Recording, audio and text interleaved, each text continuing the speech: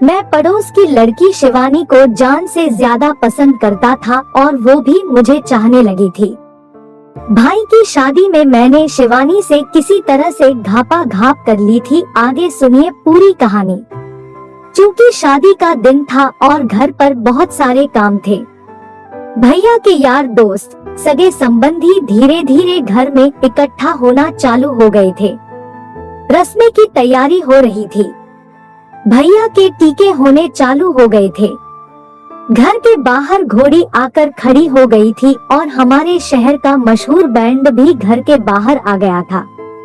मेरी प्यारी शिवानी भी काले रंग की ड्रेस पहने हुए थी जिस पर लाल रंग का दुपट्टा था।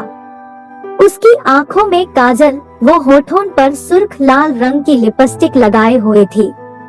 उसके एक हाथ में ब्रेसलेट व एक हाथ में सुंदर घड़ी थी। कंधे पर लाल रंग का पर्स लटकाए हुए थी। वो किसी हीरोइन से कम नहीं लग रही थी। उसके आने से जैसे महफिल में चार चांद लग गए हों। मैं तो उसको देखता ही रह गया। मैं उसके पास आकर उसके कान में बोला, जान आज क्या इरादा है? आज ये बिजली किस पर गिरेगी? वो खिलखिलाकर हंस पड़ी। बड़ा ही मस्त दिन था। मेरी शिवानी कटरीना कैफ से कम नहीं लग रही थी। मेरा पहला प्यार शिवानी थी। हमारे घर में पहली शादी थी और आप सभी जानते ही होंगे कि घर में पहली शादी की कितनी खुशी होती है। चारों ओर हंसी खुशी का माहौल रहता है। हर कोई नव ऊर्जा से संचरित रहता है। बाहर बैंड वाला बाजा बजा रहा था और गाना बज रहा था, आज मेरे यार की शादी है। लगता है जैसे सारे संसार की शादी है। ज्यादातर शादियों में इसी तरह के गानों की धूम रहती थी। घुड़चड़ी शुरू हो गई और भैया के यार दोस्त और घर के सभी लोग घुड़चड़ी में घोड़ी के आगे नाचने गाने लगे। उस दिन कितनी खुशी और कितना उत्साह नजर आ रहा था। मैं अपनी प्यारी शिवानी को देख देख कर रीझ रहा था। उसका प्यारा चांद सा चेहरा मेरी नजरों से हट ही नहीं रहा था। घुड़चड़ी प्रारंभ हो गई। सभी नाच रहे थे। पास ही एक शिव मंदिर था जहां तक घुड़चड़ी हुई थी। घुड़चड़ी के पश्चात अब बारात जाने की तैयारी होने लगी। बारात को कोलकाता जाना था जो कि हमारे शहर से लगभग 80 किलोमीटर की दूरी पर थी।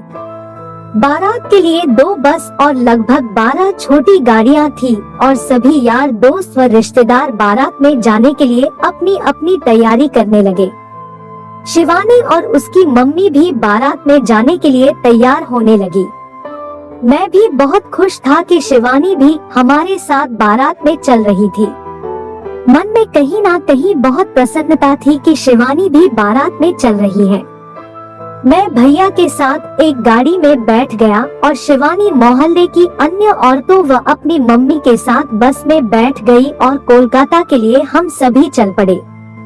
हम रात के लगभग 10 बज के 30 मिनट पे पहुँचे क्योंकि उस दिन बहुत जाम था और कोलकाता में ही बहुत सारी शादियां थी।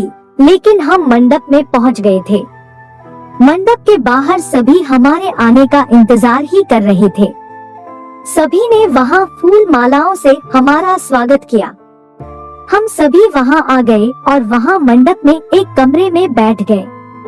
भैया के ससुराल वाले वहाँ हमारी आप भगत करने में लग गए। हंसी खुशी का माहौल था। सभी नाच गाने में लगे हुए थे और मैं और शिवानी एक दूसरे को निहार रहे थे। मैं शिवानी के पास जाकर उसके कान में गुनगुनाने लगा, आज ना छोड़ूंगा तुझे, आजा मेरी जान जरा, आज तो अपना बना लूंगा तुझे। इतना उसके कान में कहकर मैं हंसने लगा। वो भी मेरी ओर देखकर हंसने लगी। वो बोली, मुझे अपनी भाभी से तो मिलवाओ यार, मैंने तो उनसे एक बार भी बात नहीं की है। मैं बोला, हाँ क्यों नहीं, अभी मिलवा देते हैं। मैं शिवानी के साथ भाभी के कमरे की ओर गया। वहाँ पर बहुत सारी औरतें और लड़कियां थी जो भाभी के साथ बैठी हुई हंसी मजाक कर रही थी। उनमें से एक लड़की बोली, देखो बाहर बारात आ गई है। एक औरत हमारी भाभी से, बाली देखो देखो, जमाई राजा आ गए हैं। फिर सभी लड़कियां और औरतें वहां से जमाई राजा यानी कि हमारे भैया को देखने के लिए चली गई। कमरे में मैं और शिवानी अब भाभी के साथ अकेले थे। मैं भाभी के पास गया और बोला, भाभी जी, मैं आपका छोटा देवर अर्जुन और ये शिवानी आपकी पड़ोसन। कहकर मैंने शिवानी का परिचय भाभी से करवाया। भाभी एकदम मस्त लग रही थी। डार्क लाल रंग यानी महरून रंग का लहंगा, चेहरे पर एक नवयौवना की भांति आकर्षक चमक और हाथों में मेहंदी। आप जानते हैं कि शादी का दिन किसी भी लड़की के जीवन के नए अध्याय की शुरुआत का दिन होता है। उसकी आंखों में कुछ सपने होते हैं, अपने पति के लिए, अपने नए घर के लिए, अपने होने वाले सास ससुर के लिए। शिवानी बोली, भाभी जी, आप बहुत सुंदर लग रही हो, भैया तो आपको देखकर लट्टू ही हो जाएंगे। ये कहकर शिवानी हंसने लगी। वो शिवानी से बोली, आज का दिन दुल्हन की जिंदगी में बहुत अहम होता है। वो अपना पीहर छोड़कर मायके चली जाती है। उसके लिए वहाँ सब कुछ नया होता है। शिवानी बोली, हाँ भाभी, आप सही कह रही हो, दुल्हन के लिए तो बहुत बड़ा दिन होता है। ये सब कुछ नया होता है, सारे लोग और सारी जगह। अब मैं शिवानी के साथ अपनी कसक निकालने का जुगाड़ करने लगा। उन दोनों को वहीं छोड़ते हुए मैं शिवानी से बोला, तुम भाभी से बातें करो, मैं अभी आता हूँ। मैं कमरे से बाहर आया और वहाँ किसी ऐसी जगह की खोजबीन करने लगा जहाँ मैं शिवानी के साथ आनंद ले सकूं। जल्दी ही बैंकेट हॉल के 3rd फ्लोर पर कोने में एक छोटा सा कमरा दिखाई दिया जिसमें एक बेड पड़ा था। कुछ सामान भी बिखरा हुआ पड़ा था। शायद किसी चौकीदार का कमरा लग रहा था, परंतु मेरे लिए वह कमरा एकदम फिट था। मैं धीरे से नीचे आया और फिर भाभी वाले कमरे में चला गया। वहाँ अभी भी शिवानी मेरी भाभी से बातें कर रही थी। तभी उस कमरे में 3 से 4 औरतें आईं और बोली, अब गौरी पूजन का समय हो गया है, आओ पूजन के लिए चलो। सभी औरतें वहाँ से भाभी को लेकर पूजा करने के लिए चली गई। अब कमरे में मैं और शिवानी ही बचे थे। मैंने चुपके से शिवानी के कान में कहा, शिवानी, मैं ऊपर 3rd फ्लोर पर जा रहा हूँ जहाँ कोने में एक छोटा सा कमरा है। तुम 5 मिनट बाद वहाँ आ जाना, मैं वहीं जा रहा हूँ। पहले तो शिवानी बोली कि मैं वहाँ नहीं जाऊंगी, कोई देख लेगा तो बदनामी हो जाएगी। फिर मैंने उसे प्यार से समझाया, ऐसा कुछ नहीं होगा, माँ से बोल देना कि मैं भाभी के साथ थी। मेरे समझाने पर शिवानी मान गई। मैं भी थोड़ी देर भैया के पास बैठकर चुपचाप ऊपर आ गया। करीब 5 मिनट के इंतजार के बाद शिवानी भी वहाँ आ गई और बोली, अर्जुन, मुझे डर लग रहा है। मैंने उसके बालों में अपना हाथ फेरा और कहा, मेरी जान, घबराओ नहीं, कुछ नहीं होगा। मैंने चुपचाप उसे कमरे के अंदर कर लिया और कमरा बंद कर लिया।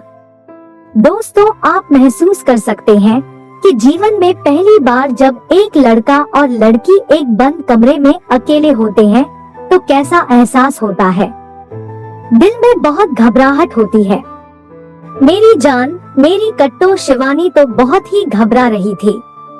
मैंने प्यार से उसके गालों पर एक मीठा सा चुम्मा दिया। उसके हाथों का स्पर्श मेरे जिस्म में एक अजीब सी सनसनी पैदा कर रहा था। शिवानी की निगाहें मुझ पर ही टिकी थी। मैं खुशी के मारे शिवानी से लिपट गया। वो बोली, आज तो बहुत मस्ती आ रही है, और वो खिलखिलाकर हंस पड़ी और मुझसे लिपट गई। हम दोनों एक दूसरे को बेइंतहा स्नूच कर रहे थे। मैंने शिवानी को बेड पर अपनी गोदी में बिठा लिया, उसे प्यार करने लगा और अब हम दोनों कुछ करने के मूड में थे। शिवानी के मुख से मीठी मीठी सीतकार सी निकल रही थी। ज्यादा समय तक वो अपने आप को संभाल नहीं पाई। उसके मन में भी वासना का तूफान उठा हुआ था। शिवानी ने अपनी बाहें मेरे गले में डाल दी और हम दोनों एक दूसरे को चूमते हुए बिस्तर पर आ गए। शिवानी हाथों से अपने मुंह को ढक लिया। मानो ऐसा लग रहा था कि भाभी की बजाय आज शिवानी और मैं अपनी सुहागरात मना रहे हों। मैंने उसके माथे पर एक प्यारी सी पप्पी दी। मैंने कहा, मेरी जान, जाने मन कब से इस दिन की तमन्ना थी मुझे। इतना कहकर उसे मैंने बेड पर लिटा दिया और मैं उसके ऊपर आ गया। वो लगभग पागलों की तरह चीत्कार करने लगी, अर्जुन क्या कर रहे हो, मुझे कुछ कुछ हो रहा है। फिर मैं बोला, मेरी जान, आज तो कुछ हो ही जाने दो, आज मत रोको मुझे। उसने जोर से मेरी कमर पकड़कर मुझे अपनी ओर खींच लिया और मैं शिवानी से घापा घाप करने लगा। उसके मुख से अब आवाज नहीं निकल पा रही थी। वो एकदम मधोशी का आलम था। मैं बोला, शिवानी तुम सही तो हो।